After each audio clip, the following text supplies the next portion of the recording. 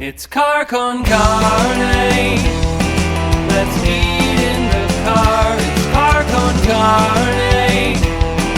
And now here's the star of our show, James Van Alstyne. It takes 10 minutes. What does? Getting the camera to be recognized by the phone. It happens. Only when I have VIPs in the car, Tom. Please. VIP my ass. All right, I'm going to read a quick advertiser message, then I'm going to introduce you, then we're going to talk about the music business. Great. Yeah, great. This is Car Con Carne, a Q101 podcast, and Car Con Carne is sponsored by Easy Automation, easy-automation.net. Transform your living space with cutting-edge home automation. And when I say living space, it also goes for your business. Wherever you are, you can transform it with cutting-edge home automation. Experience seamless control over audio, video, lighting, climate, security, and more. Embrace the future of smart living. Your home, your rules, motherfucker. Easy Automation. You got to call my guy Dan for more information, 630-730-3728, or visit him on the web, easy-automation.net. I swear he's okay with me saying that. I know what you're thinking, Tom Schmall. You know what I'm thinking. I know what you're thinking. So, what is the state of the music business in 2024? I don't know, so I brought a friend with me. Tom Schmall is a promotion, marketing, and artist development specialist for Red Light Management. He's led promotion and marketing for record companies like Interscope and Maverick, and he cut his teeth on independent promotion under Jeff McClusky. He's seen and done some stuff. He is in it day in, day out, 24/7. Who better to ask than my pal, Tom Schmall? Tom, thank you for doing this. We're at Johnny's Beef. It's amazing. As soon as you said it, I was in. I was like, done. I'm in. It's like the siren song leading sailors to their doom. I say Johnny's Beef, Tom Schmall appears in Elmwood Park on North Avenue. Like what time and what day? I'm in. Here's the thing. I know better. I've been here a million times. I've done a million podcasts here. I know better than to even try to eat Johnny's Beef while recording a podcast, Tom. You're making the best of your Italian beef, which you ordered dipped, which I thought was courageous for the car. It's working, though, barely, but it's working. I did the combo, which is really a wonderful, wonderful sandwich.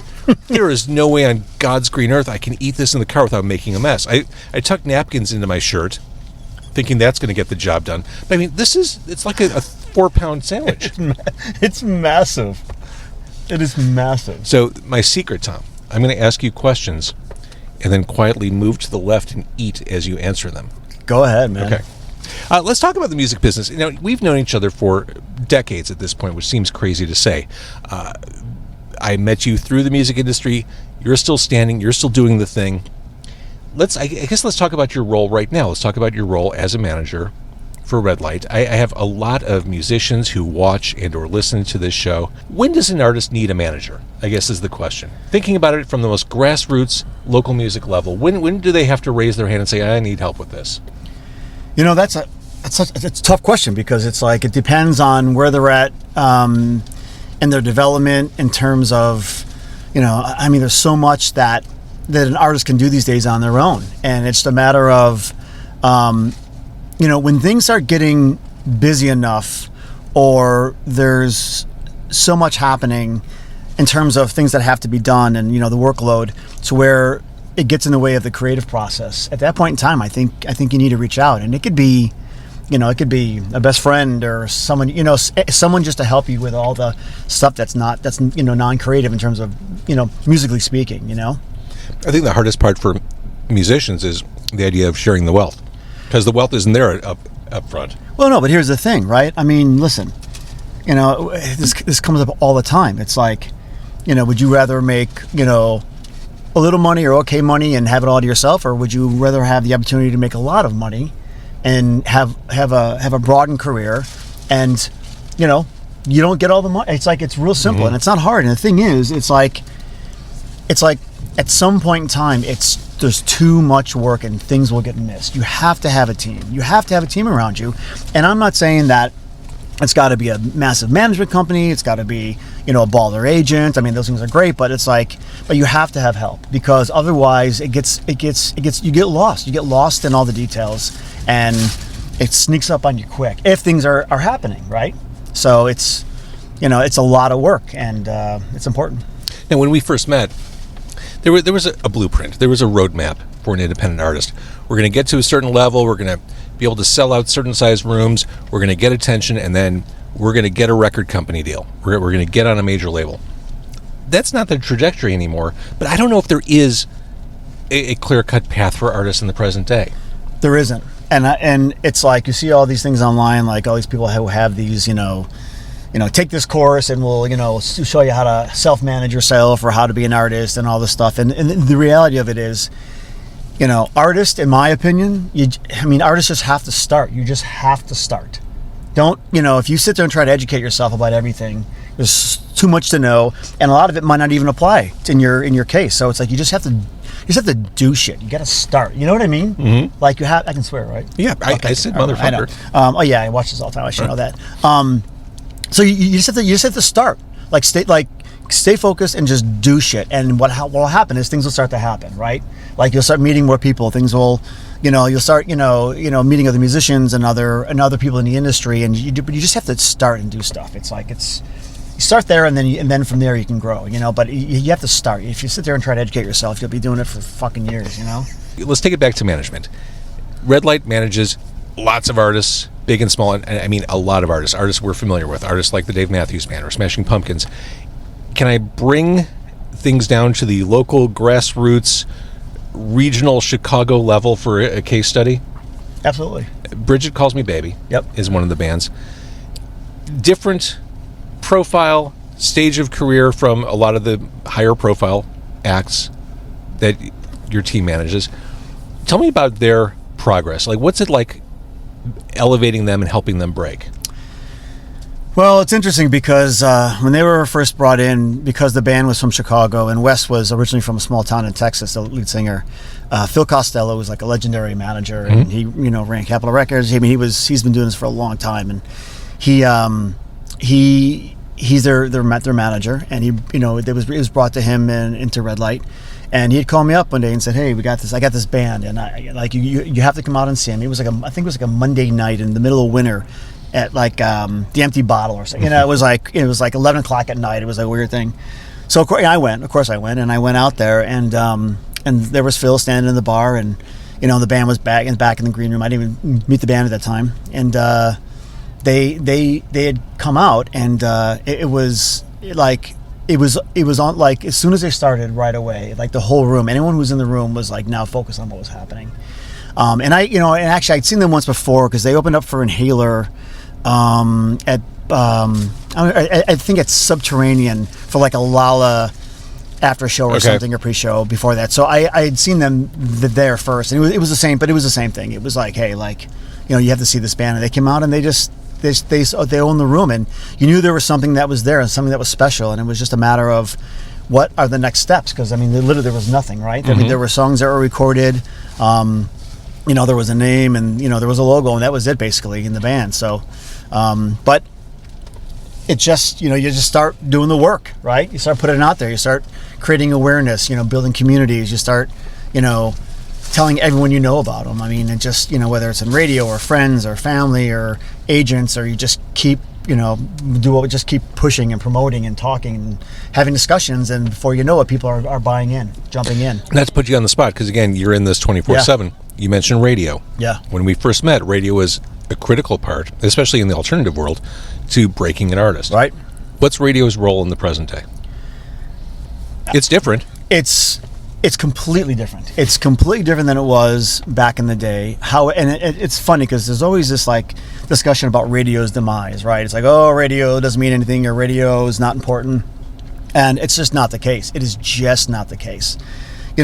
We have a roster on the ATO side and through Red Light, and a lot of these bands are getting started through radio, whether it's non-com radio or AAA radio, and it's people forget that when you have a song on the radio, like when it comes to streaming, right? You have to find this. You have to find the artist, find the songs. People tell me, all these streams. But when it's on the radio, it's like you have an automatic audience, like automatically. And the bigger the market, the bigger the audience. So it's. It probably takes longer though for that audience to hear the song than it did back in the day. I don't think back let's say 1999, Right. radio was more of a shared experience. Everyone was listening at exactly 11:52 on a Friday night. We all heard that song at Absolutely. the same time. It takes longer for those impressions to take hold. Absolutely. However, airplay is as soon as we get airplay, especially in markets like Chicago and Minneapolis, and and a lot of markets, smaller, big and small, right away. If something connects and it's on the radio, it affects ticket sales, it affects streaming, it affects. We see jumps in social media. It's like so it happened. It's happening. It's still happening, and it's just like you said, it's different. But yeah, it's like It has a big impact if you're the right artist and and you're doing all the other stuff, all the other things. I'm sure you hear this question all the time, Uh-huh. and I know there's not a good answer for it, but I'm going to ask you. Yeah. A question on the mind of, I'm sure, a lot of independent artists watching or listening. How come some shitty bands break and other really good bands never make it past the starting block? Like, what? How does that happen? What kind of unjust world are we living in? Bad luck, bad timing. It sounds crazy, but it's like, there are some artists that I've seen that are super talented, and they work their asses off. It's nonstop, and they just can't get a break. It just doesn't happen. And then you have someone who just shows up, and for whatever reason, it's something happens, whether it's a viral moment on TikTok or they end up, somehow getting a song into a TV show or whatever, and that's the end. It's gone. It's just like they're off and running. So it sounds discouraging, right? Because you're an artist, you're like, well, if it's all luck based, it's like it's not all luck based, but that's that's the truth of the matter. Especially when like back when I was in Interscope, we had so many great bands and big records, and it was so much fun. But for every big record we had, and big act we had a dozen that got signed and were ready to live their dreams, and a lot of them really good and never saw the light of day. It just what it is, what it was. It's tough. It's tough. In the present day, Yeah. the world is digital. No kidding. I'm recording this on a digital camera and a digital hard drive recorder. That said, do albums even matter anymore? Or are we still in this world of a la carte single consumption? Well, it's all about how it's being presented, right? You go, if you're on Spotify, it's like the first thing you look up when you're on Spotify is, their top tracks. It's the very first thing you see at the top of an artist's profile. Albums, however, I think are starting to make a comeback because I've got a son who's in college, and he buys vinyl records. He likes vinyl records, and he's listening to albums by Queen now and ELO, and he's going back and finding all these old records, and it's just a matter of an artist actually making albums. I feel like artists want to do that. They do. They want to have this complete vision of 7 to 10 songs. Yep. It's just it's a slow comeback, but I think that it all comes down to how the consumers consume the music. It's how they take it in, and the attention span right now is so short. It's just like, I'm sorry, what did you say? Yeah, what? Yeah, it's insane. It's like it's hard. It's like so. You talked about radio and how radio can move the needle. Yep. One thing I keep coming back to as I talk to artists and people in the industry is the need for curation. Back in the day, radio was really the sole source of curating new music. What does curation look like in the present day? Because when you log on to Spotify, like you said, here are the top tracks. It feels very scattershot, and almost with all this music available, it feels hard to find the stuff you actually like. That, in my opinion, is one of the hardest things right now. It's one of the most discouraging things too. Not discouraging, but it's like that's a problem that needs to be fixed. Is how people can actually discover. There's so much music out there, so much great music out there too that's never going to get heard. Just because there's like 100 or a couple 100,000 new songs every day. It's something banana being released. And now with AI, right? Yeah. Now you have these AI companies that are you could go sign up for an account, make a song, in an afternoon and put up on the DSPs, and you get you can monetize it. It's like, so there's Digital more, service providers for those. Oh, sorry, yeah, DSPs. And it's just clogging up the network even more. But here's the thing though, it's happening everywhere, and it's just some people just don't know about it. Look at someone like Zach Bryan, for instance, right? He was an independent artist, and he was streaming like crazy. He found he found success through YouTube and through, you know, all these platforms, and all on his own. Like, there was no label involved or anything at the time.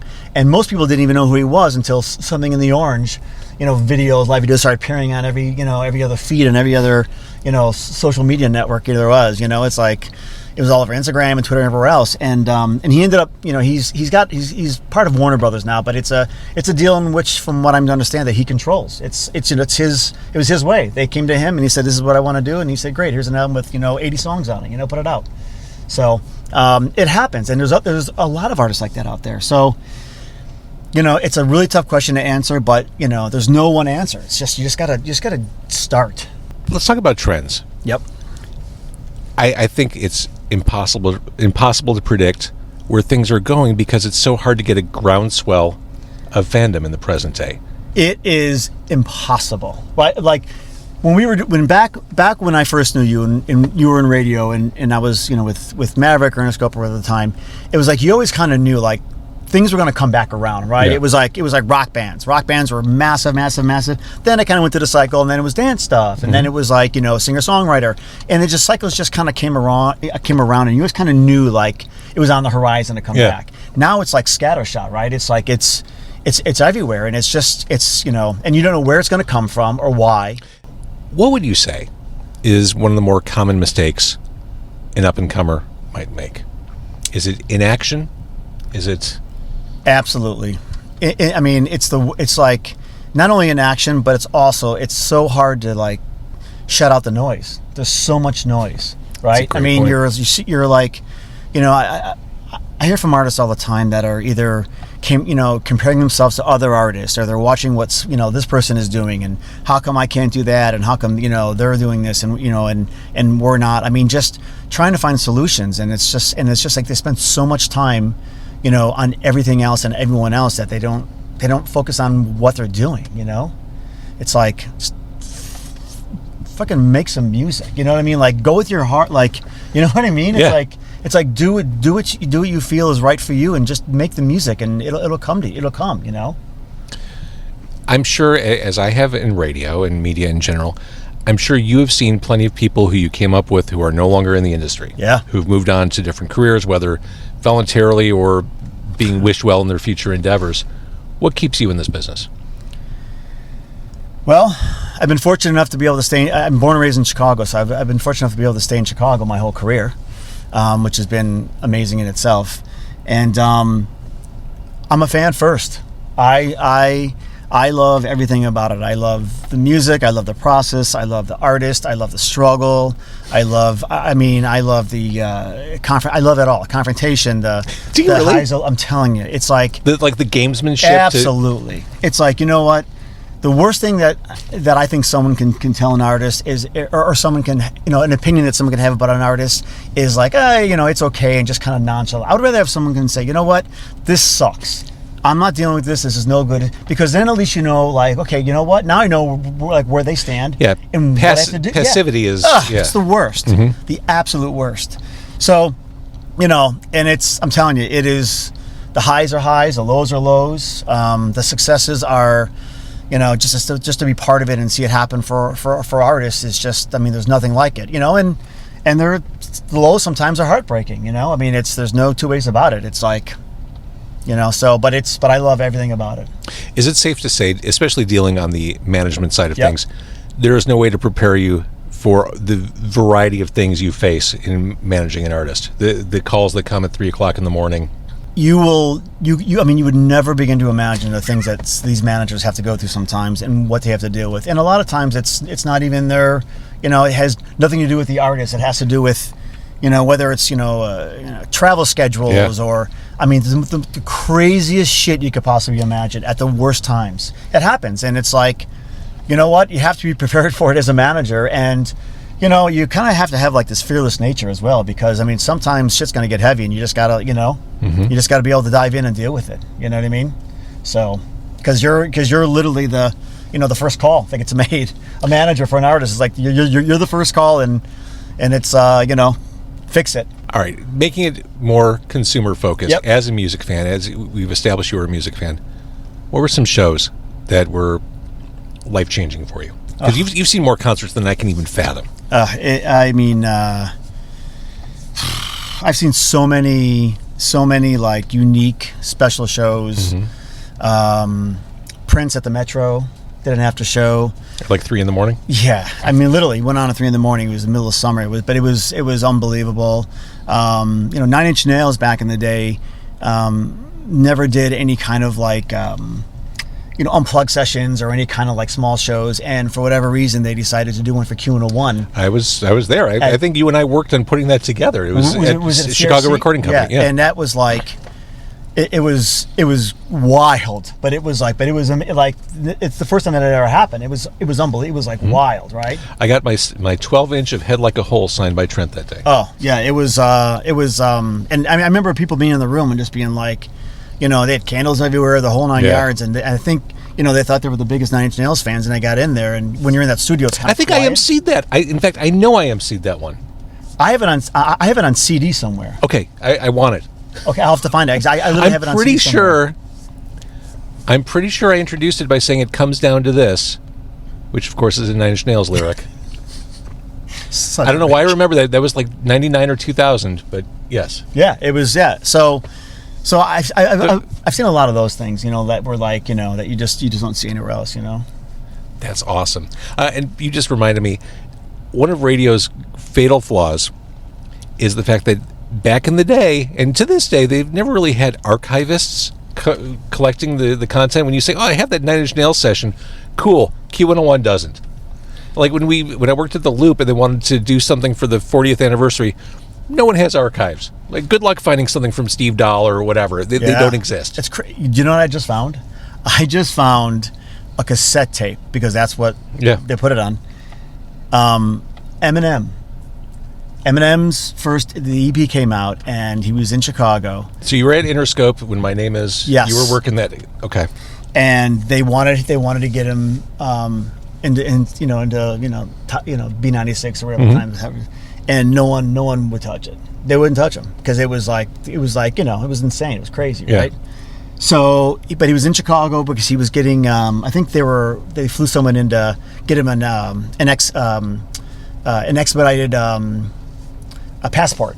So Chicago was like, come to Chicago. You can get, So they flew in someone from International and had him get in line at 5 a.m, whatever. And like, hey, he's there. Let's get him. And he also did an in-store that day later on at Tower Records in Schaumburg at the time. Actually in Bloomingdale. That is like no longer there. But anyway, so I started making some calls, and Mancow. I remember. Mancow said, "I want him. I'll have him on," and it was insanity from the minute it was a circus. The minute Eminem walked in there. And I have I didn't even know I had it. I have the whole thing on cassette. That's amazing. So I remember that. It was, Eminem would not stop. It just kept going and going. And Kyle kept, would ask questions, and he would like chime. It was unbelievable. And it was a complete circus. And it was amazing. Mancow's show is a complete circus. And then you layer Eminem on top of it. Yeah.